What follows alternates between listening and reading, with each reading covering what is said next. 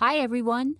I'm Donna Anderson, author of lovefraud.com and host of the True Love Fraud Stories podcast. Today, I'm speaking with Travis Vining. Everyone I interview on this podcast has knowledge about or experience with sociopaths, and Travis's story is absolutely shocking. His own father was a serial killer who enlisted Travis in covering up one of the murders. Even though Travis tried to put the experience out of his mind, it profoundly affected him, to the point where he became debilitated. But Travis overcame his trauma. I'll let him tell you how he did it. Now, Travis is the author of 2 books about his experience. The first is called Transforming Darkness to Light for Giving. His second book is The Miracle in the Madness, Grateful to be the Son of a Murderer. Here's our conversation. You reached out to me many years ago because your father was a serial killer. So can you please tell me what he did?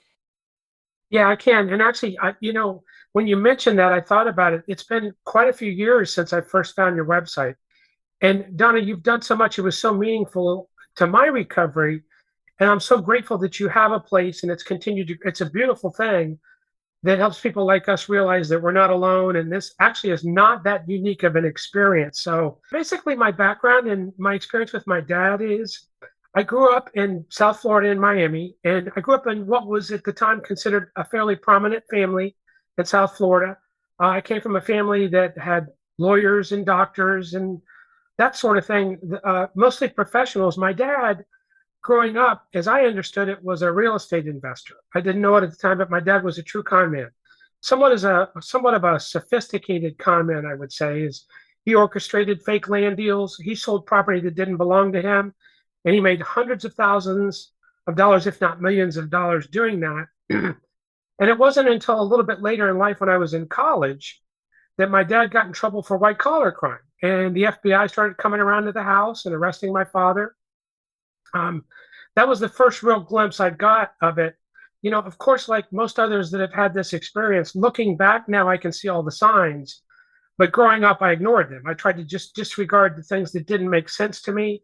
And I think the rest of the family around him did the same thing. I mean, it was almost, looking back, it's almost unbelievable to think that we didn't recognize what he was doing at the time and believed what he told us was true. So when I was in high school, before this happened, he had built a house on Biscayne Bay. We lived in a home on Biscayne Bay, which is now worth about $17 million.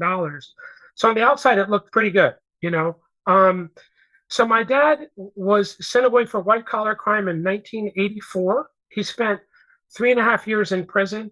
He was sentenced to 12 years, but he spent 3.5 years in prison. But the shock of what happened to me was quite overwhelming. I was pulled out of college. I moved back to Miami. I lived with my mother for a while. My mother died of lung cancer at the age of 54, just after my dad was sent to prison the first time for white collar crime. After my mother died, I moved back up to Orlando and helped get my dad set up for him to get released from federal prison.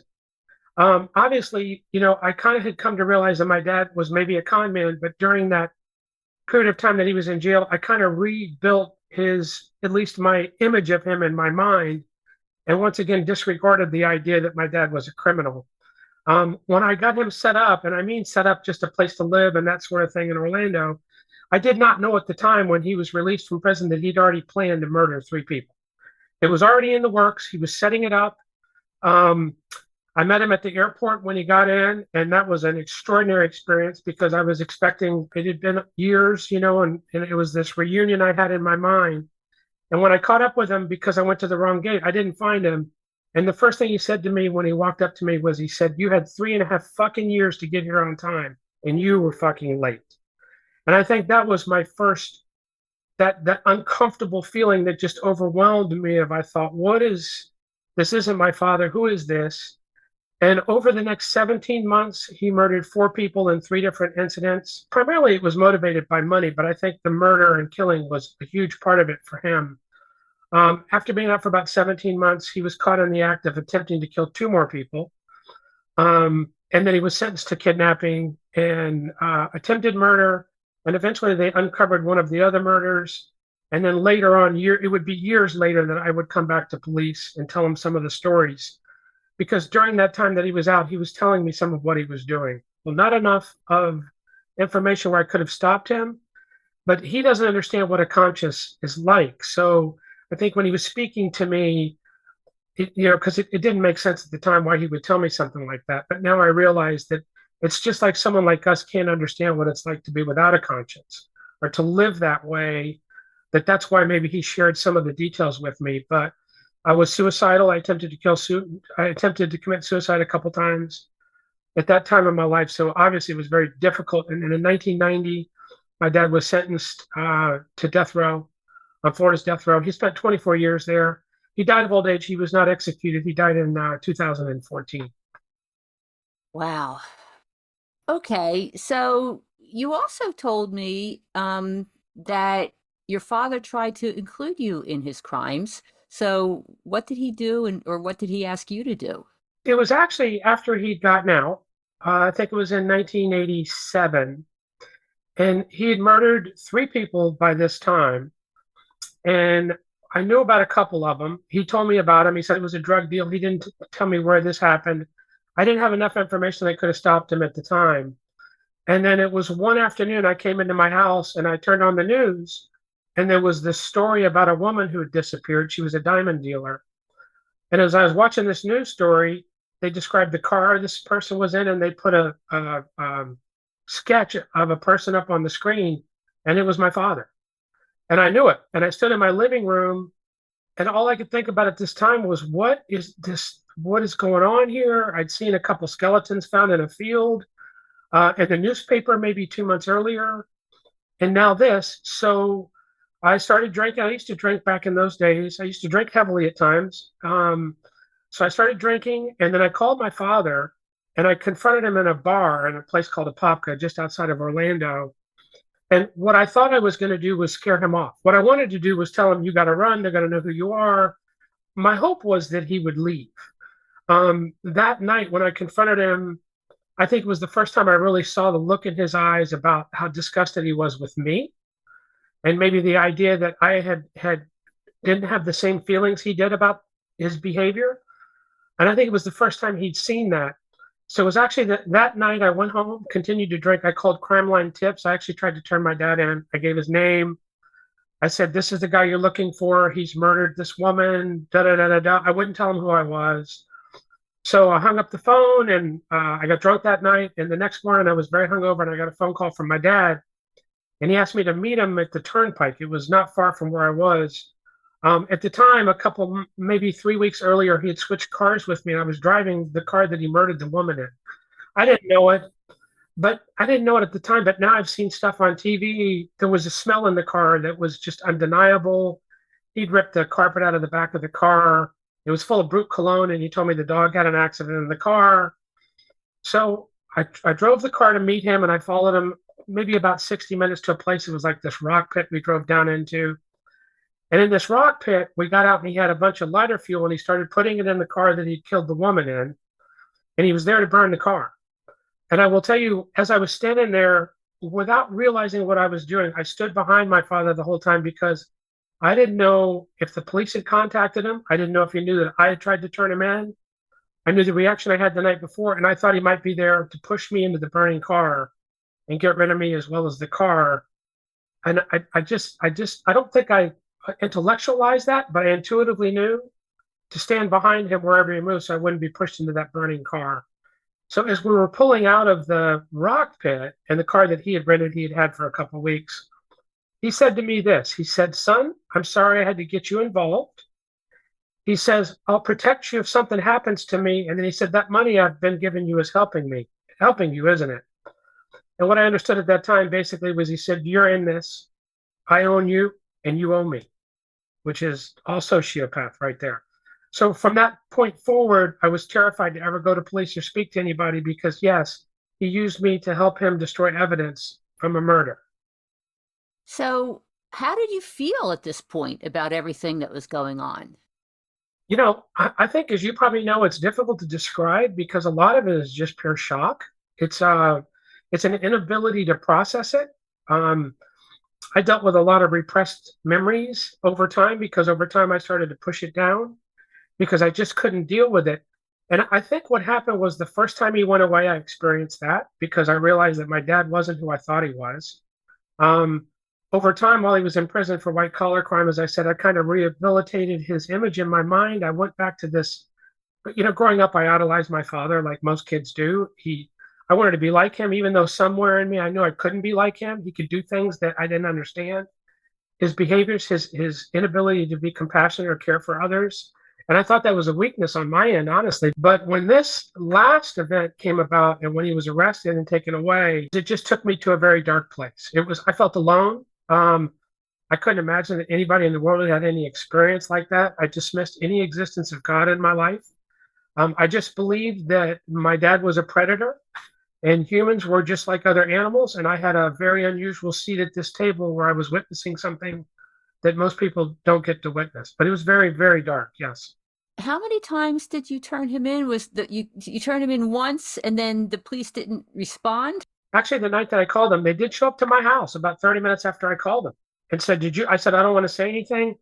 I mean, obviously, I was terrified. I think I understood intuitively what my father was capable of, and that if he knew that I was going to betray him, then he would get rid of me as well. So it's as you know, it's kind of a long story. It would be 17 years later, after I went through quite a bit of stuff in my life and kind of was brought to my knees, that these memories came back. And at that time, I went back to cold case detectives. I described what my dad had told me about a murder scene that had been unresolved for 17 years. I wound up going up to Florida's death row and recording my father and getting him to repeat all of that information. And he was convicted of those other two murders. The third one remained unsolved, but we know he was the one that did it as well. So when was he arrested for murder? I think it was 1988. He was arrested attempting to kill two more people. And he was imprisoned in South Carolina for kidnapping and attempted murder. But it wasn't until about a year and a half later that they discovered that he was the one that killed this woman in this false fake diamond deal. So it was 1990, after he'd been in prison for 2 years for kidnapping, that he was convicted of one murder and sentenced to death row. How was your health affected by all this? Some people take issue with repressed memories or they may question it or whatever it is. I don't because I've experienced it. There's a certain thing when you're betrayed by somebody who you like. My father was my original higher power, but so I repressed these memories over time. It didn't go away immediately, but over time, I got married. I started a business. I had some success in my life, and I stopped thinking about it. My dad was on death row. I got it, but I never thought about the other murders or the things that he told me about or the things that he had done to me, and including some of the childhood trauma that I experienced. So I had some success. I started my own business, but I continued to be dogged by all kinds of physical and emotional issues. I had chronic back pain. I had crippling migraine headaches that would come up at any time. My wife would have to take me home from the office. I couldn't move, literally. She'd have to put me in a room and close the blinds. I went through a period of 6 months where I had irritable bowel syndrome, and I lost a lot of weight, and everybody was very concerned about me. I had sleep apnea, random nosebleeds. So I had a series of things that were going on in my life that were affecting my ability to function. And my wife used to always tell me, something is bugging you. She goes, something is eating at you. And it wasn't just that. I continued to drink heavily. I didn't drink as regularly. And eventually, with the back problems, I became addicted to painkillers as well, which is kind of appropriate because what I didn't really realize at the time was I was trying to kill the pain. So eventually I also got addicted to painkillers. And this was a little over 20 years ago. And what was the bottom? So the bottom was just completely being brought to my knees. I'd had some financial and success in business. I had a family. I was married. I think my little girl was 7 or 8 at the time. She's 29 now. Yet I couldn't function in life anymore. So here I was with emotional and physical illnesses that kept bringing me to my knees. And I felt like I was being separated from my family. I couldn't participate in life anymore.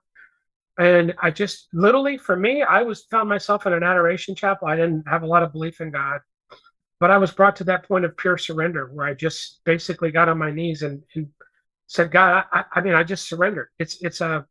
I hear people still tell stories about that in church sometimes, stuff like that. For me, it was real.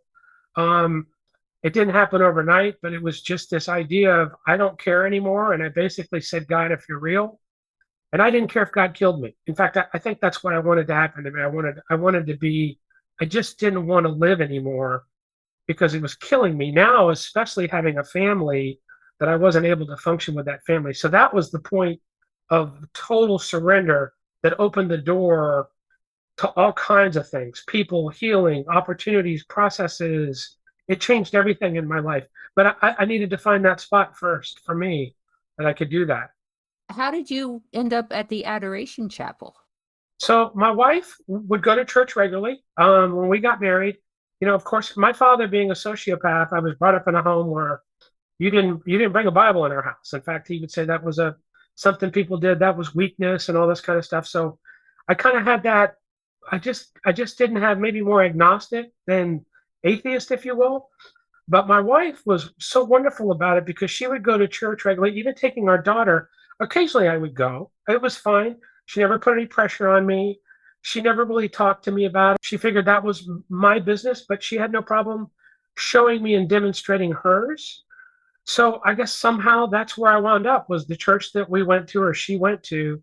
That's where I went. And I was to the point where I didn't know where else to go. Yeah. What was it like? Were you there by yourself in the church, or were other people there? I mean, what happened?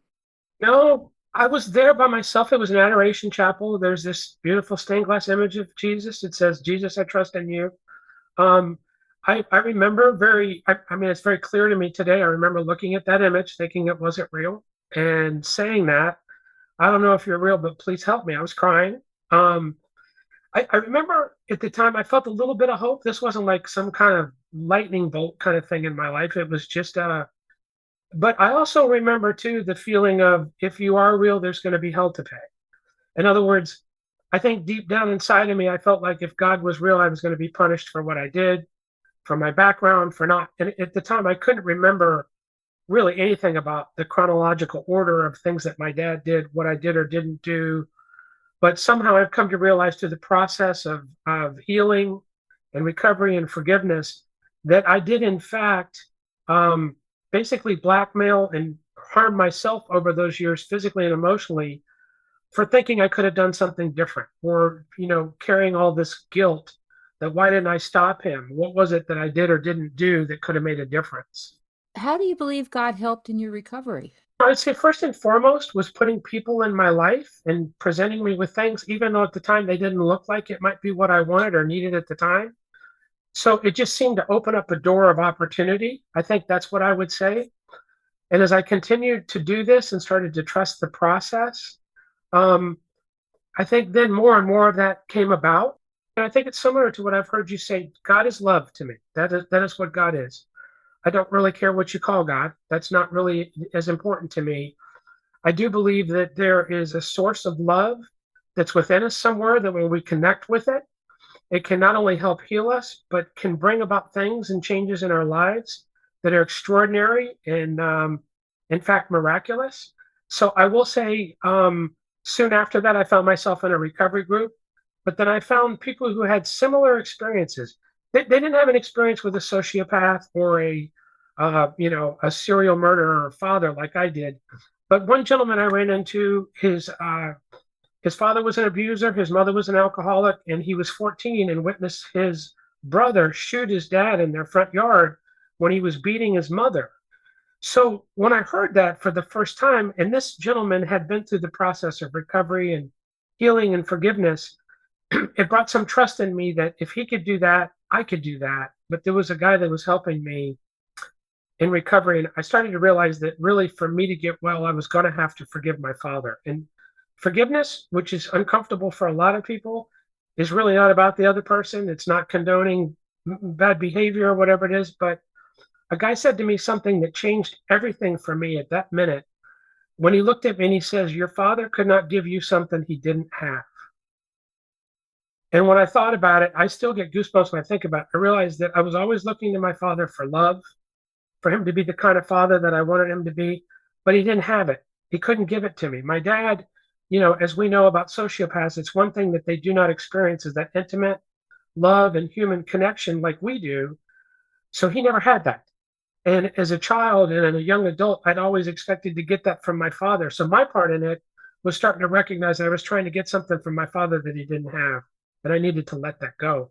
And then the other step in that process was for me, this was important for me, is to recognize just how dark it must have been to be like my father. What a horrible place to live. What a horrible state of mind. What a horrible life. And, yes, he did hurtful, terrible, terrible things.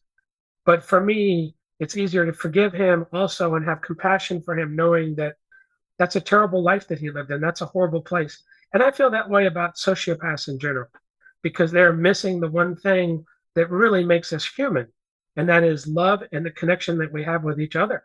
How would you summarize your view on forgiveness now? For me, forgiveness is central to everything. Um, as hard as it is to do, I will tell you initially, it can be very difficult because people have a different understanding or perception of what forgiveness is. Um, but for me, I think this is the way I came to understand it was holding on to a wish that the past would be different is just insane because the past isn't going to change. So for me, for forgiveness, that's kind of where it starts, is recognizing that I can't change the past, right? So the other thing that someone once said to me was holding something against somebody like that is like drinking poison and hoping the other person dies. Because I became acutely aware of what this trauma and resentment was doing to me. So because of that, it made it easier for me to get there. It was like, okay, I recognized how much it was harming me, how important it was for me, and that my dad had very little to do with that, really, because it certainly is not condoning bad behavior, and forgiveness doesn't mean to continue to submit to bad behavior. It's releasing ourselves from the hurts from the past and allowing ourselves to get free of it. And that's where, like I said, for me, that's where God comes in, which is personally, I didn't seem to be able to do that on my own. So prayerfully seeking that with meditation, group therapy, and other people was what allowed that to come about and bring that freedom in my life and give me what I was looking for anyways.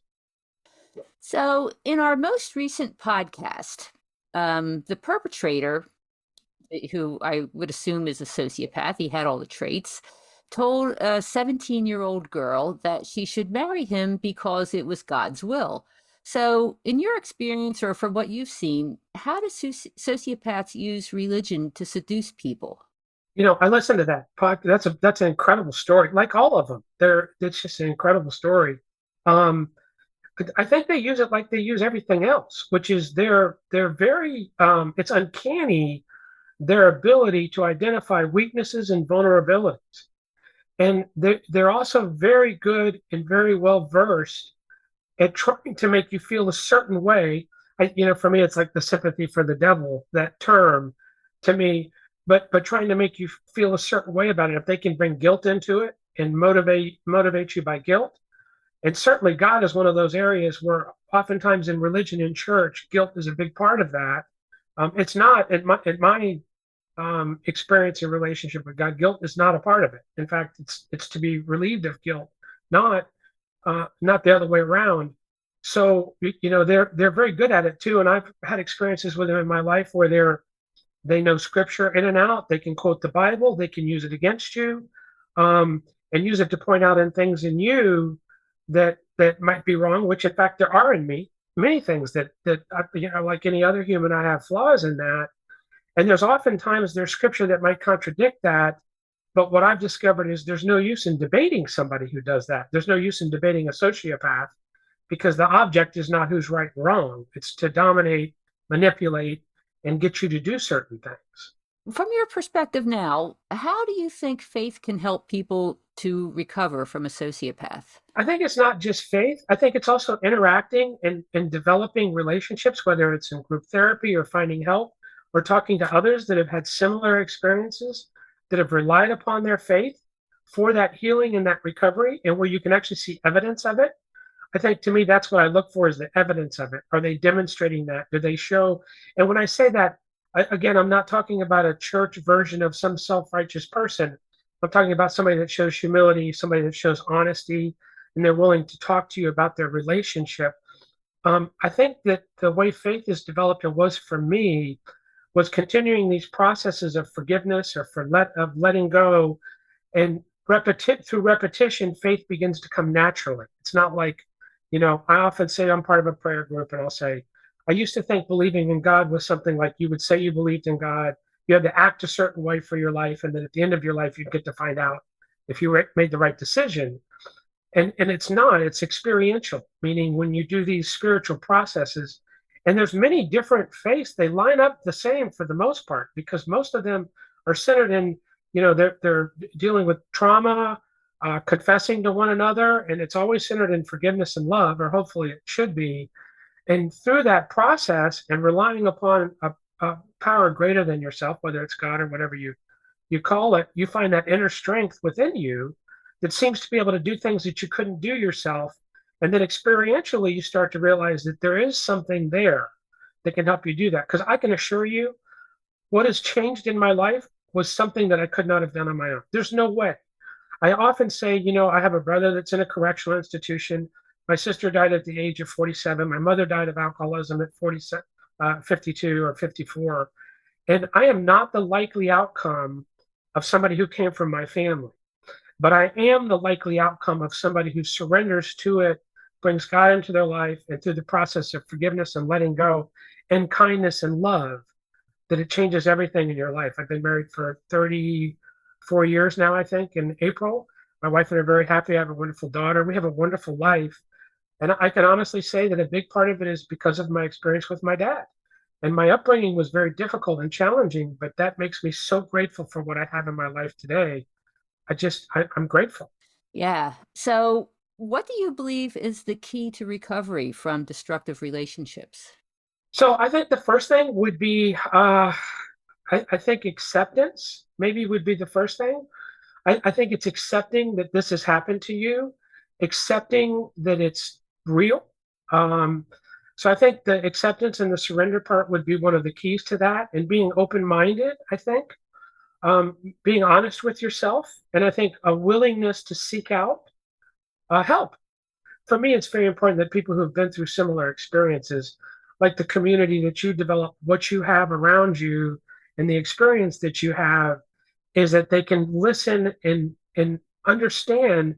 Not only are they not alone, but we all seem to make the same mistakes when we're in a relationship with a sociopath. So it's not unique. It's not like we're all these fools walking around. They're very good at what they do. So, how do you think people can forgive themselves for being involved with a sociopath? The first part is when you get involved with the community and you begin the healing process, you recognize that you're not alone. And that for me, when I look back, I made the best decisions I could at the time. And it's interesting in retrospect, we're able to see things that we can't see when we're in it, because it is almost impossible to understand what a sociopath really is or what a sociopath is like until you've been brought to this place where you're forced to.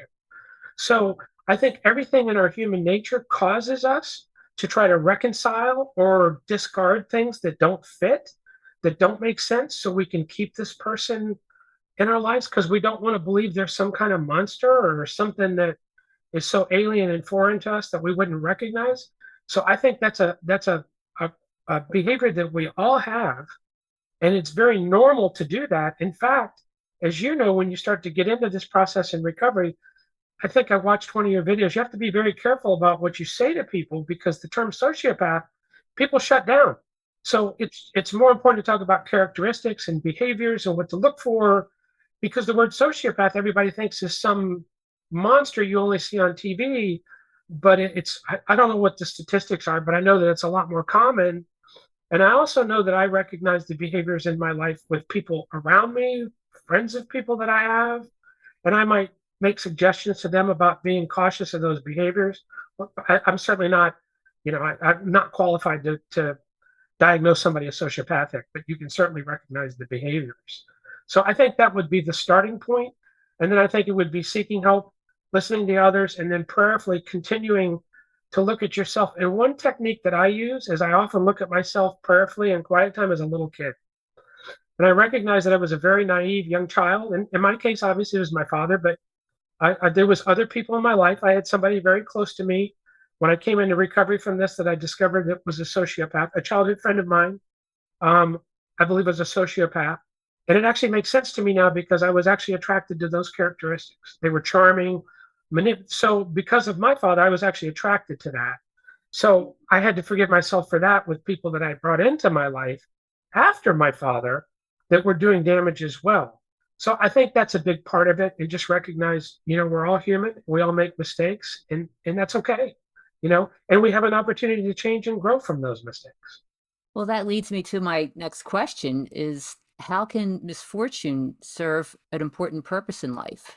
I believe entirely now, and I guess it's easier once you're on the other side of it because that's where it's important to trust the process because once you get to the other side of it, you find that there's so much purpose in it and your life is so much greater than it would have been had it not happened that you tend to have this gratitude for it. And when I speak of my father, I often say, I didn't find my freedom, my spiritual freedom, the life I have today in spite of my father, but actually because of my father.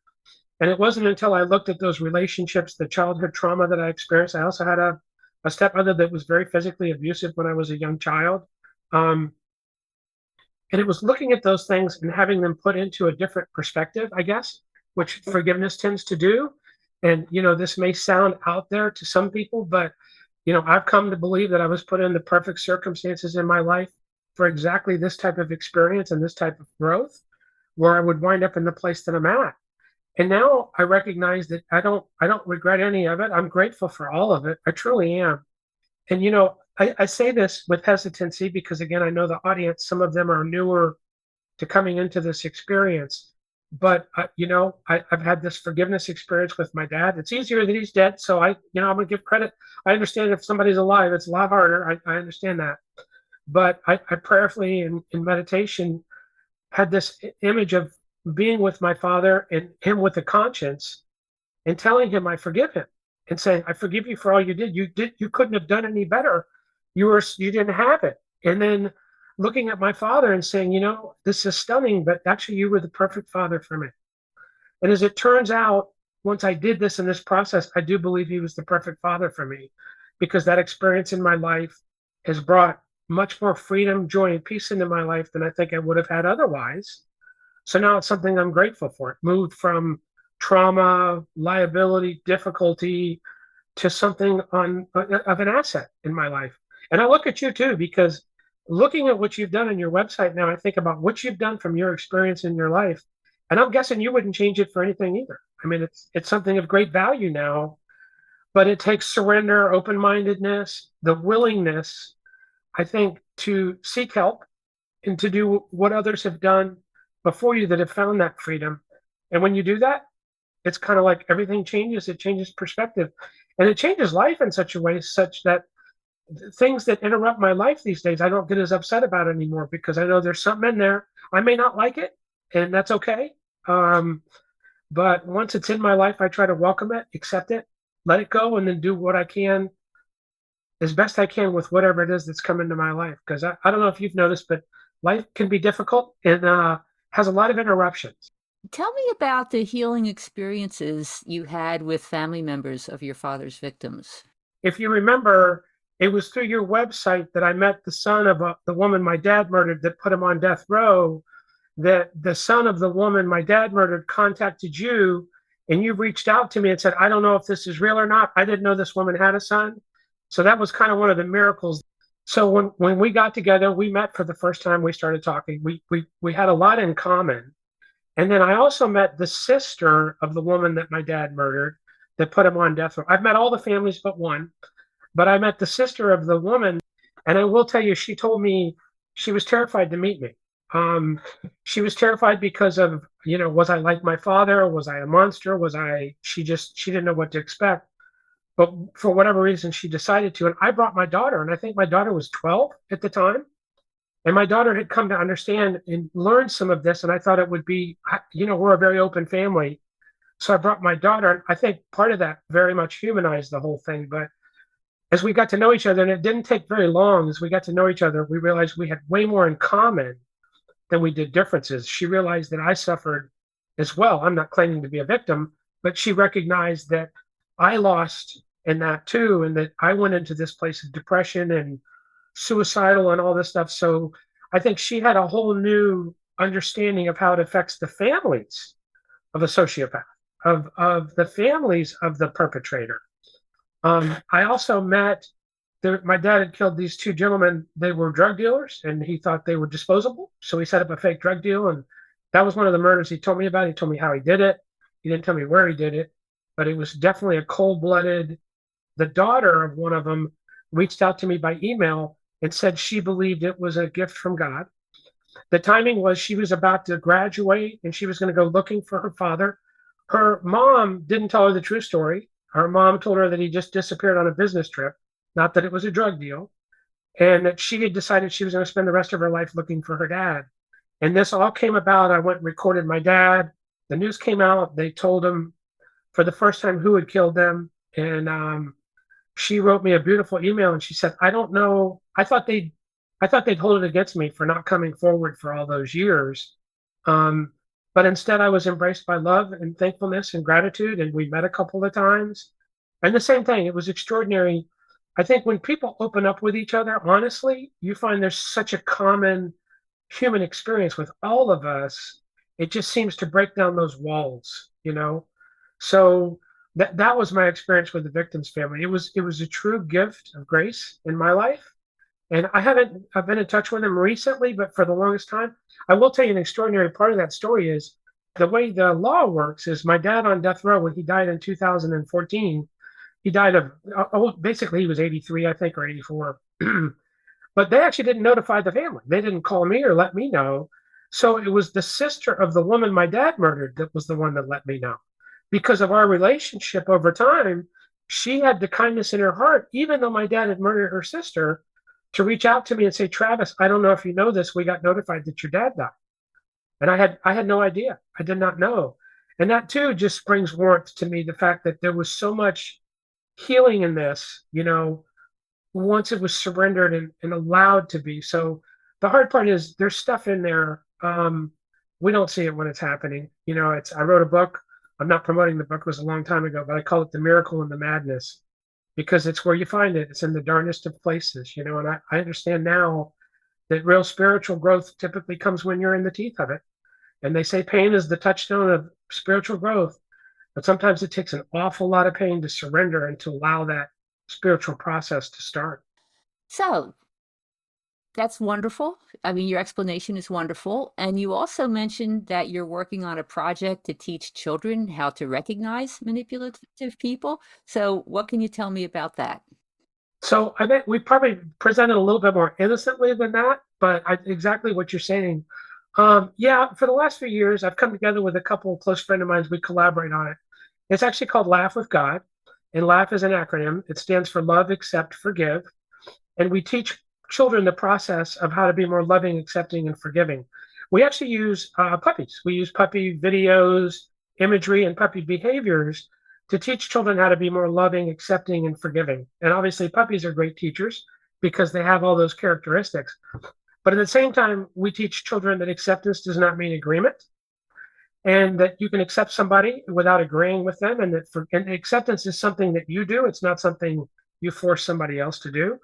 We teach them that forgiveness doesn't condone bad behavior. It's how we release ourselves from discomfort and misery from past events and that sort of thing. But actually, one of our lessons in there's a series of 6 lessons. We teach, it's 1 Corinthians 13. It's called Unleash God's Love. And it's a 6-part series, and one of them is called Love is Not Rude. And in that, we get deep into teaching children to be very aware of behaviors and to look at what people are demonstrating to you. And part of the spiritual teaching in that is know them by their fruits. So I think the most part, we have a little imagery of a wolf in sheep's clothing, which kind of just shows it to them, but lets them know that they should be looking at the behaviors of people rather than just the words that they're saying to them. And then we have this little thing, we call it a pup quiz. And it presents them with all these scenarios of what somebody says versus what they do. We try to teach them to be non-judgmental about it, but at the same time, recognize these behaviors and to start hopefully to do that at an earlier age. Because as you know, there's all kinds of different forces that are trying to attract them in different ways at that age, and they tell them what they want to hear, which is what a sociopath does. Right. Well, do you have anything you'd like to add? I don't have any more questions. No, other than just thank you very much, Donna. It's great. I think I realize now, I guess we've known each other for 15 years or more, 16, 20 years. I don't know. So I'm grateful for the experiences I've had with you over the years. I'm especially grateful for what you do. And thank God there's a place that you offer for people like me and people who have had these experiences that they can go and find others and find healing because it's a wonderful thing you do. I'm grateful for it. Thank you. I'm Donna Anderson, and this is True Love Fraud Stories. I hope you enjoyed this interview with Travis Vining. For information about his books and his Laugh with God program for children, please visit the page about this interview on podcasts.lovefraud.com. True Love Fraud Stories is produced by lovefraud.com. Engineering is by Terry Kelly. To learn how to recognize and recover from everyday sociopaths, visit lovefraud.com. You'll find articles, books, and webinars.